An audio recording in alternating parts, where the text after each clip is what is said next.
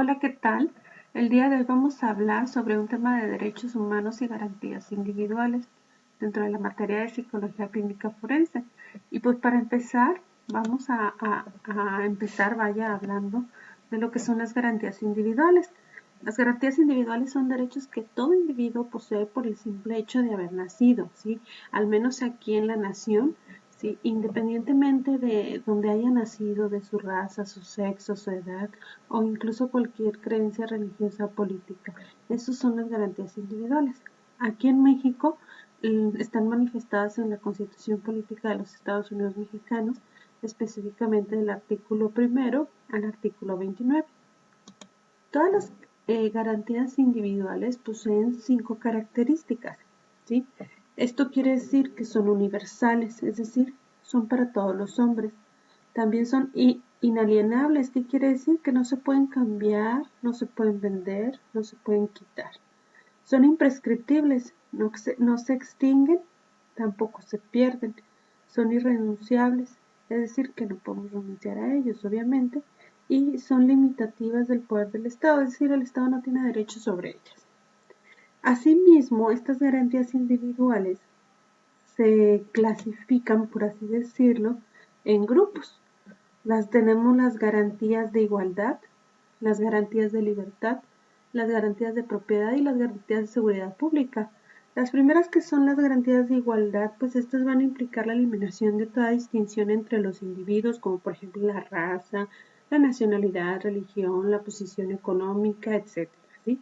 Y aquí pues podemos mencionar 3 artículos principales. Recordemos que abarca el artículo 1 al 29. El artículo primero, el artículo 2 y el artículo cuarto corresponden a esta clasificación de igualdad. El artículo 1, al menos aquí en México, refiere que todas las personas gozarán de los derechos humanos reconocidos en la Constitución. El artículo 2 pues, es el que prohíbe la esclavitud en México, y el artículo 4 es el que va a establecer la libertad jurídica entre los hombres y mujeres, y a su vez pues va a dictar que toda persona tiene derecho a la protección de la salud. Esos son los de igualdad. Las garantías individuales de libertad son aquellas que van a asegurar la capacidad jurídica para que el ser humano pueda actuar libre dentro de una sociedad.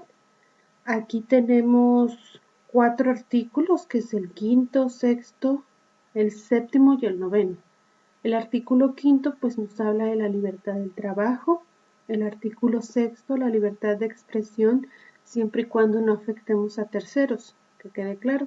El artículo 7, que habla de la libertad de imprenta, y el artículo 9, que habla de la libertad de reunión y de asociación.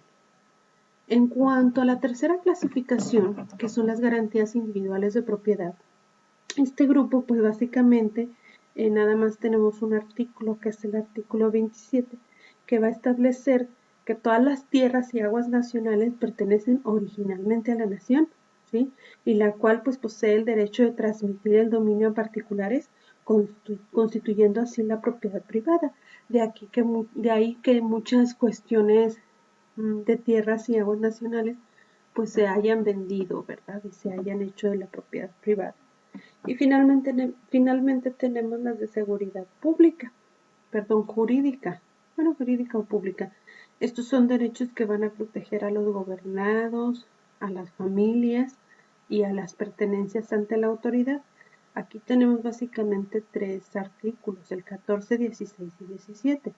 El 14 dice que a ninguna ley se le dará efecto retroactivo, ¿sí?